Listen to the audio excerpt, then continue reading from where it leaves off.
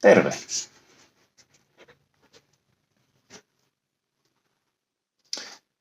Tänään puhumme keskiajasta. Keskiaika oli pitkä ajanjakso meidän eurooppalaisten historiassa. Noin 1000 vuotta. Keskiajan katsotaan alkaneen noin vuodesta 500 meidän ajanlaskumme alun jälkeen ja kestäneen siitä sitten suunnilleen vuoteen 1500. Keskiaikaa edeltänyt ajanjakso on nimeltään vanha aika tai antiikin aika. Mikä sitten oli tekijä, jonka vuoksi voidaan katsoa vanhan ajan, antiikin ajan päättyneen ja sitten se, että ollaan siirrytty keskiaikaan, niin se oli Rooman valtakunnan tuho. Rooman imperiumi oli ollut valtavan suuri valtio, jolla oli ollut hallussaan suuret alueet täältä Euroopasta, Pohjois-Afrikasta, Lähi-idästä ja niin edelleen. Ja nyt kun se sitten tuossa suunnilleen 400-luvun lopulla romahti, niin eipä sen jälkeen täällä Euroopassa ollutkaan enää sellaista kaiken kattavaa vallankäyttäjää. Tai no, kyllä oli. Se oli kirkko. Ja tietysti siihen aikaan katolinen kirkko ja sen johtaja Paavi. Jos me ajattelemme tuon ajan tavallisten ihmisten elämänpiiriä, niin sehän oli hyvin suppea. Tuohon aikaan suurin osa ihmisistä hankki elantonsa viljelemällä maata, omia tai toisten peltoja. Toisin sanoen, lähes kaikki ihmiset asuivat maaseudulla, pienissä kylissä. Eli tavallinen ihminen, hänen elämänpiirinsä tuohon aikaan oli se oma koti, piha, pellot, kylä, kyläläiset ja oma suku. Siihen aikaan suku oli tärkeässä asemassa. Kun tähän vielä lisätään se, että tuohon aikaan ei ollut mitään tämän tyyppistä koulutusjärjestelmää, ei oikeastaan minkäänlaista, niin ihmisten tieto muusta maailmasta oli hyvin vähäistä. Jos jossain joskus käytiin muualla kuin siellä omassa kylässä, niin se oli sitten sen lähin kaupunki, jossa hyvin harvoin käytiin ostamassa jotain sellaista, mitä ei omalla kotitilalla pystytty valmistamaan, tuottamaan. Toki tietysti varakkaat ihmiset, heillä oli mahdollisuus palkata lapsillensa kotiopettajat, mutta varakkaita oli hyvin vähän. Ja kun vielä kaiken lisäksi puuttuivat tällaiset nykypäivän tiedotusvälineet, ei ollut televisiota, radiota, nettiä, ei ollut edes sanomalehtiä, niin tästä johtuen sitten tavallisten ihmisten käsitys maailmasta, se pohjautuu hyvin paljon sille, mitä katolinen kirkko opetti. Koska kirkonmieheen nyt tietysti pappeja, munkkeja sun muita löytyy melkeinpä varmaan jokaisesta kylästä. No, minkälainen tämä katolisen kirkon maailman käsitys maailmasta sitten oli? Niin ensinnäkin se oli maakeskeinen. Maan uskottiin olevan jonkinlainen levy, jonka keskuksessa oli Jerusalem, tuo pyhä kaupunki, jossa Jeesuskin aikoinaan eleli. Ja sitten tämä maa-levy oli kaiken keskuksena, koko universumin keskuksena. Kaikki kiersi meitä. Aurinko ja planeetat ja niin edelleen. Ja olette varmaan kuulleet sellaisesta termistä kuin taivaan kansi.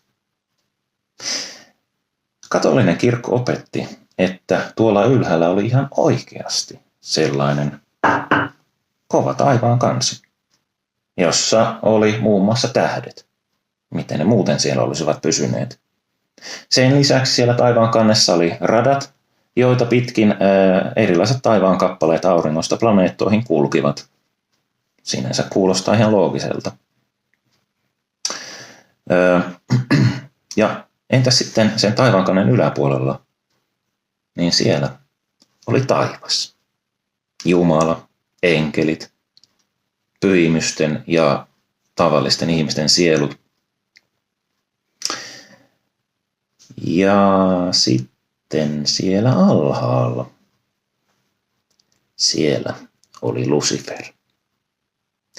Luciferin uskottiin olleen aikoinaan Jumalan kaikista rakkain enkeli, joka oli kuitenkin ryhtynyt kapinaan omaa herraansa vastaan, ja tästä rangaistuksena Jumala oli syössyt Luciferin liekehtivänä sinne maan syvyyksiin.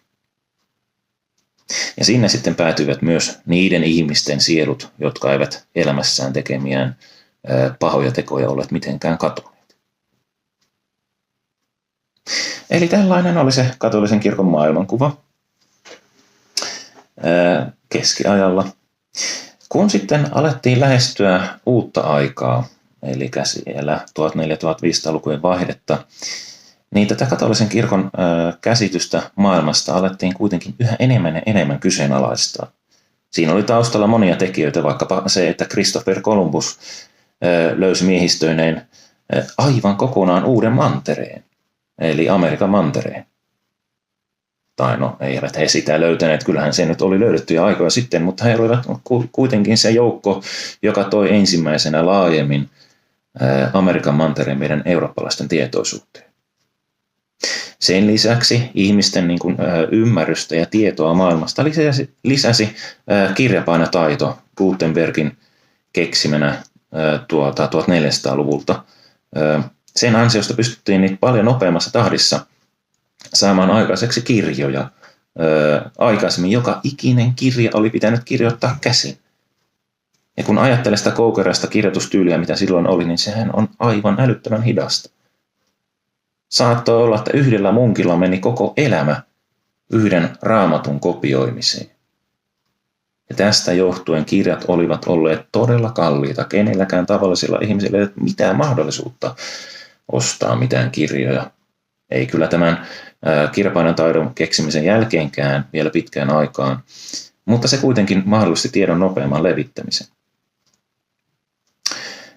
Mutta sitten tämä maailmankuva, katolisen kirkon käsitys maailmasta, niin sen lopullisesti oikeastaan romutti Nikolaus Kopernikus-niminen tiedemies, tähtitieteilijä, joka kykeni todistamaan sen, että ei maapallo ole maailmankaikkeuden keskus. Maapallo kiertää aurinkoa, niin kuin kaikki muutkin planeetat. Se on nimeltään heliosentrinen maailmankuva, tämä näin. Eli eihän meillä maapallolla ole mitään muuta kuin se yksi ainoa kiertolainen. Te tiedätte kyllä mikä. Ja vielä yksi tärkeä tekijä tämän taustalla, tämän muutoksen taustalla oli renessanssi. Eli Italia, Rooman valtakunnan perillinen jossain määrin, niin Italiassa oli paljon pieniä kaupunkivaltioita, joiden johdossa oli erilaisia ruhtinaita, ja nämä ruhtinaat kilpailivat keskenään myös arvovallasta. Ja sitä arvovaltaa he saivat sillä, että he ryhtyivät mesenaateiksi. Eli toisin sanoen he kilpailivat siitä, kuka sai palkattua sinne hoviinsa kaikista parhaimmat tiedemiehet ja taiteilijat. Ja tällä tavalla tukivat uuden etsimistä. Ja renessanssiajalle tyypillistä oli innostus antiikin aikaan. Eli siihen saakka antiikin aikaan oltiin suhtauduttu niin, että ei sillä ollut mitään merkitystä, koska kristittyjen näkökulmasta antiikin ajan ihmisethän olivat pakanoita. Mutta nyt kun lähdettiin tutkimaan sitä menneisyyttä, niin sieltähän löytyikin vaikka mitä. Sieltä löytyi antiikin filosofeja, Sokrates, Platon, Aristoteles ja niin edelleen. Ja monia tiedemiesten oivalluksia sieltä monen tuhannen vuoden takaa. Ja silloin todettu, että mitä ihmettä, nämähän ovat ymmärtäneet maailmaa paljon paremmin kuin me. He ovat olleet todella älykkäitä. Eli eipä se sitten olekaan niin, että siihen tarvitaan kirkkoa ja uskontoa, että ymmärretään maailmaa. Me voimme itse lähteä tutkimaan ja ottamaan selville. Ja tällä tiellä me olemme edelleenkin.